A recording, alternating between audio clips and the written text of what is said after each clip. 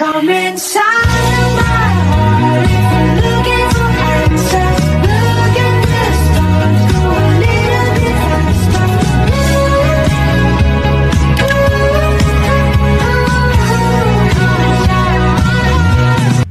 Hi everyone! Welcome to my vlog.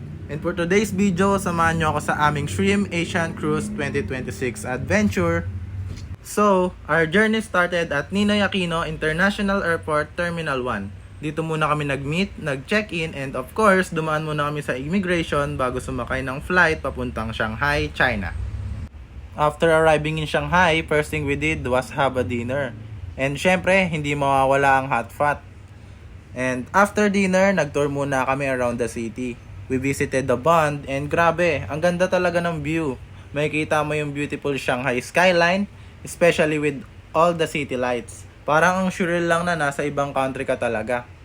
And after that, bumalik kami sa Holiday Inn Express para mag-rest and prepare for the next day. Kasi finally, cruise day na. So ito na, the next morning, maaga kaming umalis ng hotel and headed straight to the Wusongko International Cruise Terminal. Dito, dumaan muna kami sa immigration, nag-process ng requirements, and got our ship cards. And finally, nakasakay na rin kami sa Spectrum of the Seas. Pagpasok namin sa ship, diretso muna kami sa room para ilagay yung mga gamit namin. And after that, syempre, hindi pwedeng nasa cruise ship ka tapos hindi mo ine-explore. So, naglibot agad kami. Ang laki ng ship and ang daming facilities and activities na pwedeng gawin. We went up to deck 14 where we saw the bumper cars and ang saya panoorin kasi parang nasa amusement park ka talaga pero nasa gitna ka ng dagat. We also had dinner, watched a show, and even played basketball.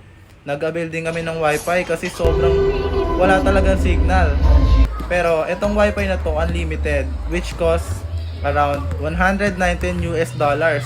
Parang katumbas ito is 7,200. Para connected pa rin kami kahit habang nasa cruise.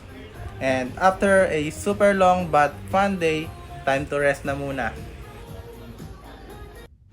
Day 3 was more focused naman sa learning experience. Nagkaroon kami ng Q&A with the sous chefs kung saan nalaman namin yung experiences nila and kung ano talaga yung work behind the scenes ng isang cruise ship. Pinakita rin sa amin kung paano ginagawa yung different dishes and desserts.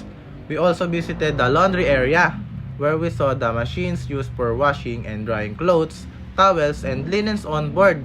After that, nag-lunch kami sa Windjammer Marketplace and later visited an exclusive dining area where we were served by a Filipino waiter. Nakaka-proud na makita may mga kababayan tayong working on board an international cruise ship. We also enjoyed a Filipino entertainment event, had dinner, and enjoyed a delicious steak. And overall, that day 3 taught us that behind the luxury and entertainment of a cruise ship, there's a lot of hard work, teamwork, hospitality, and customer service happening behind the scenes. Then finally, we arrived in Busan, South Korea. Of course, excited na excited kami kasi nga first time naming ma-experience yung city. We visited Haedong Yeonggungsa Temple, which was really beautiful, especially because it's located near the sea. And after that, pumunta naman kami sa Gamcheon Culture Village, where we got to see the colorful houses and explore the area. And we also walked around Beef Square and Gukje Market. And syempre, hindi mawawala ang food trip. And after that, exploring Busan, bumalik na kami sa ship.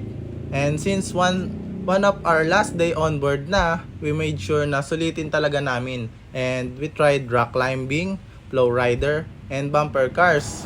Yung flow rider talaga, one of the highlights for me. Ang saya pero at the same time, nakaka-pressure din kapag ikaw na yung nasa water. But overall, super fun and memorable.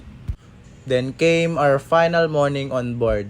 We arrived back in Shanghai and sadly, it was finally time to say goodbye to the Spectrum of the Seas.